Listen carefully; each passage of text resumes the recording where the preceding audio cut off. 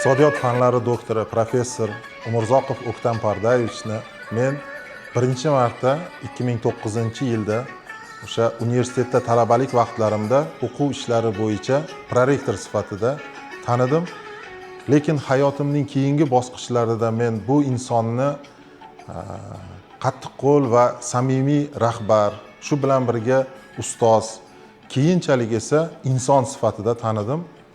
Mana shu universitetda faoliyat yuritayotgan va ta'lim olgan ko'pchilik O'ktam Pardayevichni yaxshi rahbar, o'z sohasini mutaxassisi, jonkuyar inson sifatida taniydi va biladi. Menda ham mehnat faoliyatim davomida xuddi shu tushunchalar bilan, shu hislar bilan birga mehnat faoliyatini olib borish imkoni paydo bo'lgan. Men O'ktam Pardayevichni birinchi marta shu 2009-yilda o'zini sohasini haqiqiy egasi, qattiqqo'l, talabchan va o'sha paytda talabalarga mehribon bir prorektor sifatida tanigan edim va o'sha paytda paxta terim davrlarida prorektor sifatida fakultetimizni paxta terimida ishtirok etib talabalarni taqdirlagan va o'zlarini o'sha talabalarni kelajakda qanday maqsadlarni qo'yishi, qanday inson bo'lishi, sohani qanday mutaxassisi bo'lishi haqida o'zlarini fikrlarini bildirgan va bu meni keyinchalik mana shu universitetda mehnat faoliyatini davom ettirish, pedagog sifatida o'zimni tanishda katta turtki bo'lgan nutq deb bilaman. Undan keyin men ustoz bilan birgalikda universitetda mehnat faoliyatini olib bordim va o'sha davrda haqiqiy rahbar sifatlarini va jihatlarini mana shu insondan o'rganish imkoniyati paydo bo'ldi.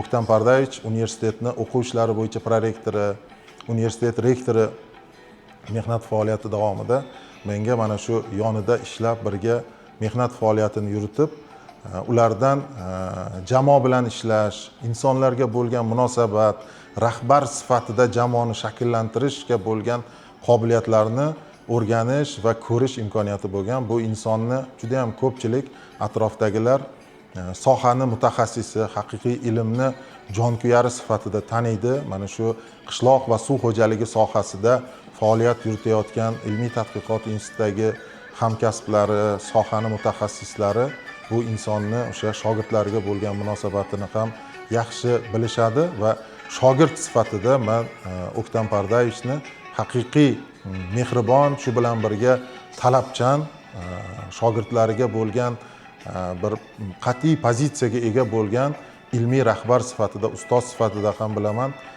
Shunday vaziyatlar bo'lganki, o'sha hayotiy qiyinchiliklar bilan ilmiy sohada chekinishga to'g'ri kelgan paytlarda ham ustoz sifatida bizni o'sha shaxsiy hayotimizdagi muammolarga ham bir ko'mak berishga tayyorligini doim bildirib turgan ustozimiz va shu orqali bugun biz shu sohani bir mutaxassisi sifatida ustoz bergan o'gitlarni, ta'limni bir hissasi sifatida bugun faoliyat yurityapmiz.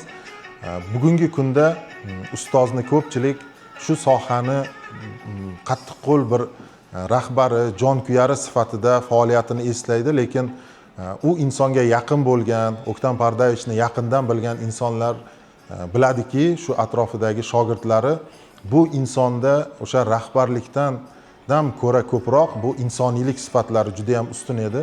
U inson atrofidagilarni o'sha eng kichik muammolardan tortib toki shu hayot yo'lidagi barcha sinovlarda doim tayanch edi. Shu bilan birga ustoz sifatida, yaqin bir do'st sifatida doim maslahat beradigan, yo'l yo'riq ko'rsatadigan inson sifatida shakllangan, gavdalangan.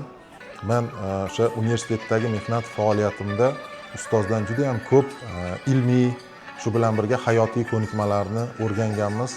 Bu insonni boshqaruvdagi, ilmiy faoliyatdagi, pedagogik faoliyatdagi juda ham ko'p samarali mehnatlari bugun mana shu jamiyatimizda, universitetimizdagi yutuqlarni bir poydevori sifatida, ularga bir qo'yilgan zamin sifatida ko'rishni xohlardim va bu narsani mubolag'asiz aytishimiz mumkinki, bu insonni mehnatlari juda ham katta singan bu sohaga. Bugungi kunda agar ustoz hayot bo'lganlarida 74 yoshni qarshilagan bo'lar edilar. Ustozni o'sha hayotiy davrlari bir kichik bir intervyuda yoki kichik bir nutqda sig'dirib yoritib beradigan jihat emas. Bu aslida bir asar sifatida yoritilishi mumkin bo'lgan hayotiy davrni boshdan kechirganlar mana shu hayotlik davrlarida nafaqat mana shu universitetimiz o'zini sohasi, balkim butun jamiyatimiz uchun o'sha ustozlik bir pozitsiyasini ko'rsata olgan shaxs deb bilaman. Meni pedagog bo'lishimga o'zi ustozni bir o'sha suhbatda ustozimizni bir gaplari bir asos bo'lgan.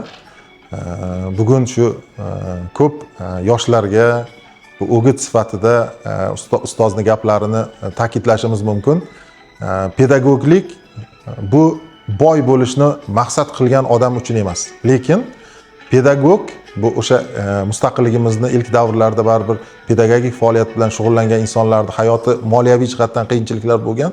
Bugungi kunda endi albatta yaxshi, moliyaviy jihatdan ham barcha mana bu ustozlarni, o'qituvchilarni hurmat e'tibori jihatdan ham, lekin o'sha paytda menga asos bo'lgan bir yuragimni jizillatgan narsa ustozning shu gaplari bo'lgan.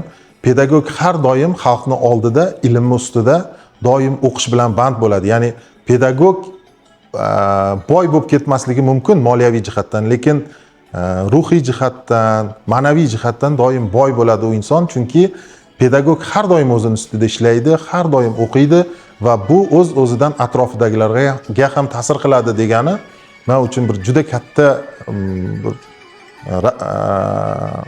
ilhomlantiruvchi bo'lgan, agar shunday ta'kidlash mumkin bo'lsa, ilhomlantiruvchi so'z bo'lgan va shu bilan men o'zim iqtisodchi, bankir bo'laman deb universitetga kirib, keyin shu universitetdagi ustozni suhbatlaridan keyin pedagogik faoliyatni tanlash va shu sohada o'zimni ustimda ishlash qanchalik qiziqligi sohani o'zim uchun bir maqsad qilib qo'yganman. Mustaqilligimizni 35 yilligi arafasida barcha universitetimiz jamoasini mana shu kirib kelayotgan mustaqilligimizni 35 yilligi bilan chin yurakdan tabriklayman.